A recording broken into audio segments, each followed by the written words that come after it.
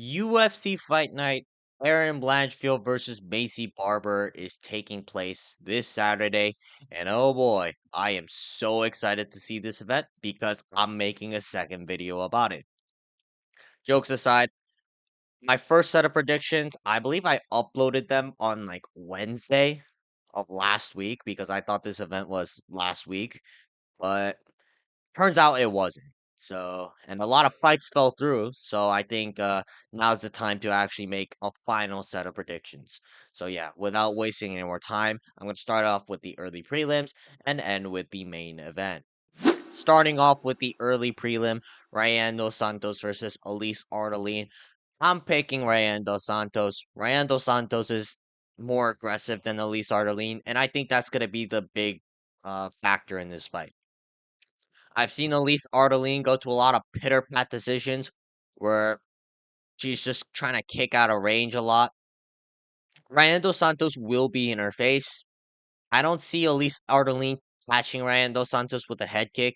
And even if she does, I kind of doubt whether or not she can put dos Santos away. And I can see Rayanne dos Santos just pressuring her up against the fence and just kind of beating her up for over the course of 3 rounds. Will it be a knockout? Hard to say. Most of these unranked WMA fights rarely get a finish, but I think Rayan dos Santos will kind of put a clinic on our at least Ardelean, and I'm gonna say that Rayan dos Santos wins at least like a 30-27 decision. All right, moving on. We got. Oh, sorry about that. Bolaji Oki versus Michael Aswell. Now, I don't really know who Michael Aswell is. But seeing as how he's a featherweight moving up from the Dana White Contender Series, I'm gonna go with Bolaji Oki on this one. I believe Oki was supposed to fight Markel Maderos for this fight, but I guess Markel Maderos pulled out. I don't really know why. But yeah, Bolaji Oki, he's pretty good. He kind of showed that if you're gonna fight him on short notice, you can't really you can't really expect to win. Like I know Timmy Kawamba fought him on the in short notice for his UFC debut. And although Timmy Kwamba looked good, Bolaji Oki kind of clearly won that fight. And other than that, he lost to Chris Duncan, who turns out is pretty decent. So I'm gonna say that Bolaji Oki it should win this fight. I don't know the method of victory, but seeing as how Michael Aswell is a short notice Dana White Contender Series guy, I'm gonna say that Bolaji Oki should get the job done. All right, moving on, we got Kurt Holobaugh versus Jordan Leavitt. I'm gonna go with Jordan Leavitt on this one. Now, it is interesting to note that Kurt Holobaugh is a lot better on the feet than Jordan Leavitt, and I do see a possibility of Kurt Holobaugh catching Jordan Leavitt on the chin. But the problem I have with Kurt Holobaugh is if he gets taken down, he's gonna stay on his back for way too long. I've seen this happen a lot with the Alex Hernandez fight, for example. Like, every time Hernandez shot a takedown, Kurt Holobaugh was just trying to pull guard, trying to pull a random triangle that's gonna honestly be a fluke, if anything. So, where Jordan Leavitt, I think he'll be good enough to maintain top control and just like out grapple Kurt Holobaugh for 3 straight rounds. Like maybe get a submission. I know Kurt Holobaugh's hard to submit, but again, I know that Holobaugh's hard to submit, but he doesn't get off his back, and he's just gonna stay on bottom a lot of the time. And you're not really gonna triangle a guy like Jordan Leavitt. Jordan Leavitt's actually really good. The only guys that can out grapple Jordan Leavitt are the elite of the elite, like Paddy Pimblett and Pace Hooper. So yeah, I'm gonna say that Jordan Leavitt, he could get this done. 29-28, 30-27 decision. I do worry for him on the feet, but I think I rely on Jordan Leavitt's ability to just kind of take her Holobaugh down to the ground and just control him for 3 rounds over Kurt Holobaugh catching Jordan Leavitt to get a TKO. All right, moving on, we got Trevon Giles versus Andreas Gustafsson. All right, sorry about that. Andreas Gustafsson should win this fight. Trevon Giles is coming in as a short notice replacement, and I've just seen Trevon Giles get finished way too many times. Got destroyed by Gabriel Bonfim. Got destroyed by Carlos Prates after giving him a tough fight. Got destroyed by DDP after giving him a tough fight. Like, I don't know how good Andreas Gustafsson is, but from what I'm seeing in this contender series fight, he's strong, he's aggressive, and he will just ragdoll you if necessary. The only thing Trevin Giles is good at is kind of throwing punches moving forwards. And other than that, I don't really rate much about Trevin Giles. Andreas Gustafsson should be able to get the job done, I believe.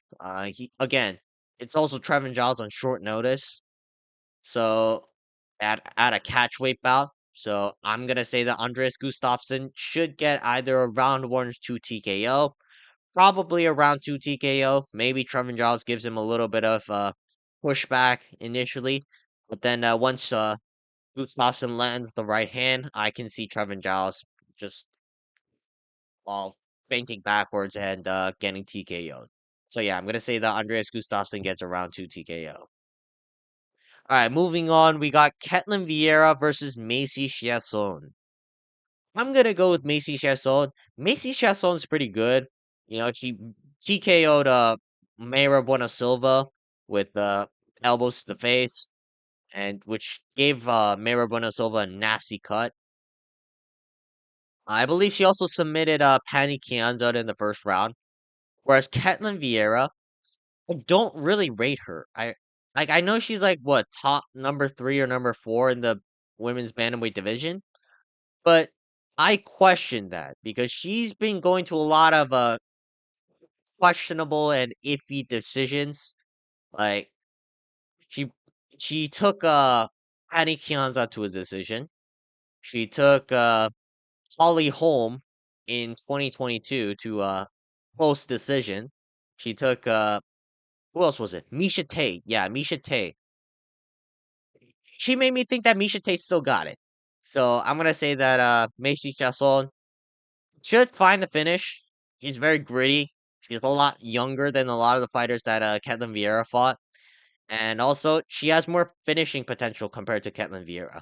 Macy Chiasson, she's very good at just getting into mount and just either raining down ground and pound or securing some kind of submission. And I'm gonna say that Macy Chiasson should find the finish. I don't know by what method exactly, but probably by round 2 or 3. Macy Chiasson, she's very gritty. She can actually push her pace. And Ketlen Vieira, he doesn't do anything particularly well. That's what I noticed about her. So I'm gonna say that Macy Chiasson should get the job done. All right, moving on, we got Jafel Filho versus Allan Nascimento. This is a very tricky fight to pick, and I won't be surprised if either one of these guys win because I both of these guys are pretty good. I'm gonna go with Jafel Filho on this one though.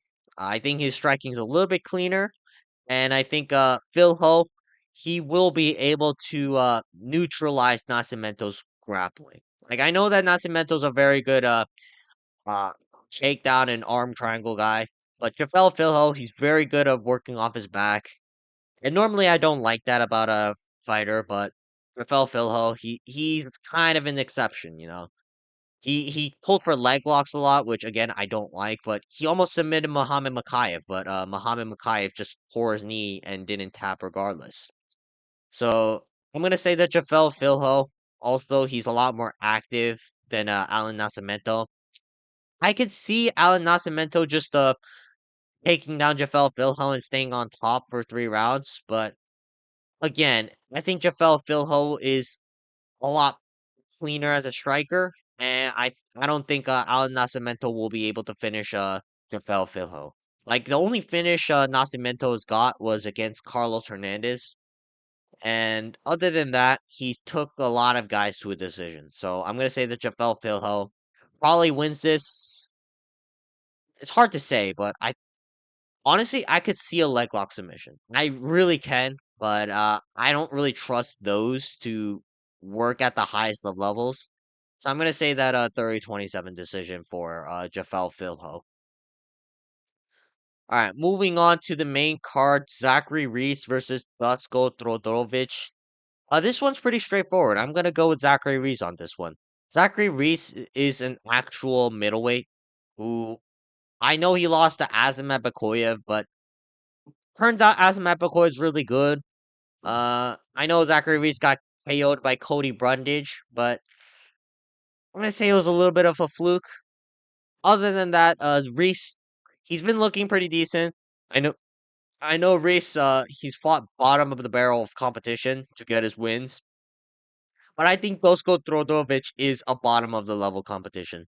I Trodovic, I don't remember who he fought exactly, but I remember he was pulling a lot of X guard and stuff like that in his debut. And you can't be doing that, especially at middleweight. You know, guys are actually heavy. Guys will actually put you in side control. Guys will just kind of rain ground and pound shots that will destroy you. So I don't think Bosko Trodovic, he doesn't have threatening hands as well. And I think Zachary Reese should be able to pick apart Dosko Trodovic and ultimately put him away within the first two rounds. I'd be surprised if this goes to a decision, but I think Zachary Reese is good enough to get the job done by either first or second TKO. All right, moving on. We got Dustin Jacoby versus Bruno Lopes. I'm gonna go with Dustin Jacoby. I don't think Bruno Lopes is skilled enough to catch Dustin Jacoby. I know Dustin Jacoby's been caught multiple times in his last few fights, but those are pretty good fighters, like Dominic Reyes. And I guess Alonzo Manyfield at times. But I don't think Bruno Lopes is near the level of ranked contender, let alone a Dustin Jacoby. And I don't think Bruno Lopes, like he has power, but it's not like something I can rely on because so far he's gone to like very shitty decisions in the UFC just by like hugging someone up against the fence. I don't think that's gonna work against Dustin Jacoby. You know, Dustin Jacoby's been in the game for a while, so he has an idea of what to do in those situations if Bruno Lopes decides to clinch wrestle him. And I think Bruno Lopes, I don't, I just don't see anything special with him other than power. Like, yeah, it's hard to say. Maybe Bruno Lopes catches the Jacoby, but again, it's very hard to do so. And Jacoby, I think he's a lot cleaner of a striker, so I can see Justin Jacoby just piecing up Bruno Lopes for 3 rounds. Like maybe if Bruno Lopes shows some sort of like grappling on the ground, then maybe I would give him an advantage, but I haven't seen that so far, so I'm gonna say that Dustin Jacoby pieces up Bruno Lopes, probably for a 30-27 decision. All right, moving on, we got Billy Ray Goff versus Ramiz Brahimaj. This is also pretty straightforward. Billy Ray Goff got that dog in him, and Ramiz Brahimaj, he's not that good. You know, like a win over Mickey Gall in 2024 doesn't really tell me much. Like other than that, he's been losing a lot of his fights, such as Themba Garimbo. I don't remember the other two, but I know he lost both of them. Like Billy Ray Goff, he's actually very good, and he's dangerous. He can catch you on the feet uh, while you're going for big meaty hooks. I think you need to have some sort of distance control in order to keep Billy Ray Goff at range. And even then, Billy Ray Goff can find you. So I think this is gonna get scrappy early on, but ultimately Billy Ray Goff should pull through. Like he's very hard to knock out, and he can most likely knock you out. And I've seen Ramiz Brahimaj. I know that he beat Mickey Gall, but other than that, he's been losing every single fight. So I'm gonna say that Billy Ray Goff should get the job done with a round 1-2 TKO. All right, moving on to the co-main event, we got Mateusz Gamrot versus Ludovic Klein. Why is this not the co-main event? Why is this not the co? Why is this the co-main event? Why is this the co-main event? Why are we not getting this as the main event for 5 rounds over Erin Blanchfield versus Macy Barber? I really hate that the UFC did this.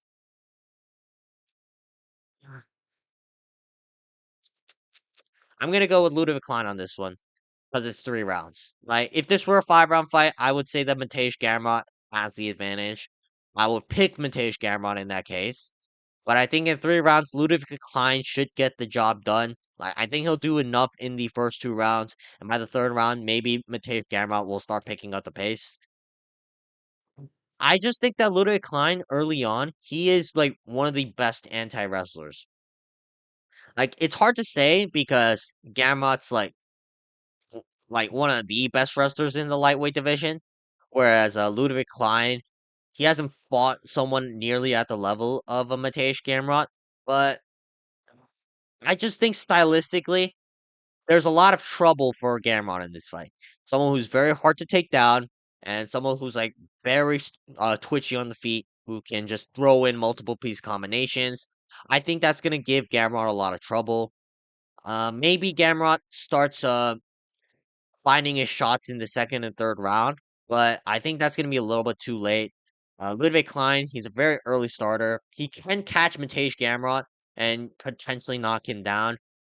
Maybe I don't think Matej Gamrot's gonna get knocked out. He's been chinned multiple times, but he's still going through. So I don't think that's kind of in the best interest for Ludwig Klein to just look for the early knockout. But I think Ludwig Klein should be able to do enough in the first 2 rounds to definitively piece up Matej Gamrot. Again, if this were a 5 round fight, I would go with Matej Gamrot, but I think Ludovic Klein, skill set wise, he poses a lot of challenges for Matej Gamrot. Like this isn't a Dan Hooker, like who can just get taken down whenever. Like Ludovic Klein, he's very hard to take down. And I know the Nate Landwehr fight happened, but that was like years ago at featherweight. And since then, Ludwig Klein's been looking very solid. So I'm gonna say that Ludwig Klein, he'll win a 29-20 decision where he wins the first 2 rounds by just outboxing Ludwig Matej Gamrot. But round three, I think Matej Gamrot should be able to find the takedowns and start working his Gamrot magic. But ultimately, Ludwig Klein should get the job done. All right, moving on to the main event, we got Erin Blanchfield versus Macy Barber. Hmm. Now, fun fact. So I recently signed up to a new gym, and it turns out Erin Blanchfield is training there. But with that being said, my pick for this fight is not going to be based on that because I was going to pick Erin Blanchfield regardless. I think Erin Blanchfield's grappling is really good. I think Macy Barber, she hasn't fought in a while, and she has been outmuscled in a lot of her fights. Sh Erin Blanchfield, I know that she looked awful against Mana Vieira, and I still hold that to this day. But Erin Blanchfield, other than that, she's been beating every single one of these flyweights. You know, Rose Namajunas, Jessica Andrade. Uh, I'm forgetting who else. All right, but anyways, I think she's very impressive. She was very impressive in those performances. She was mixing in takedowns, just like pressuring them up with opponents up with the boxing. And I think Erin Blanchfield should be able to implement some sort of game plan like that against Macy Barber. I've seen Macy Barber just get tagged up way too much, or not tagged up, but like just get clinched up way too much. Blanchfield, and she's also very good at jujitsu. So unlike most of the girls at flyweight, so I can see that Blanchfield can just take her down and then just either hold dominant position or possibly get a submission. The problem I have with Macy Barber, he's not someone who can like just get a knockout. She's not a slick striker like Manon Fiora. Macy Barber just kind of goes in there, going in with the and getting scrappy. But at the highest level, I don't see that working. And Erin Blanchfield's also very scrappy. So if anything, this works better for Blanchfield because Macy Barber will try to pressure forward, and then Blanchfield can either meet her in the pocket or just take her down after Macy Barber overextends. And also, this is a 5 round fight. Macy Barber's never been in a 5 round fight, whereas Erin Blanchfield, she's very conditioned for these. So I think Erin Blanchfield should get the job done. 49-46 decision, 48-47 decision. hopefully we get a submission. So I'll have to sit through 5 rounds. But yeah, I think Erin Blanchfield should get the job done. All right, that's gonna be it for today, you guys. Leave a comment down below. Just give me the general vibes about this event, and also leave a comment down below on what video ideas you want to see me make next, because I'm kind of running out of ideas. But yeah, other than that, make sure to like and subscribe, and I will see you guys next time. Peace.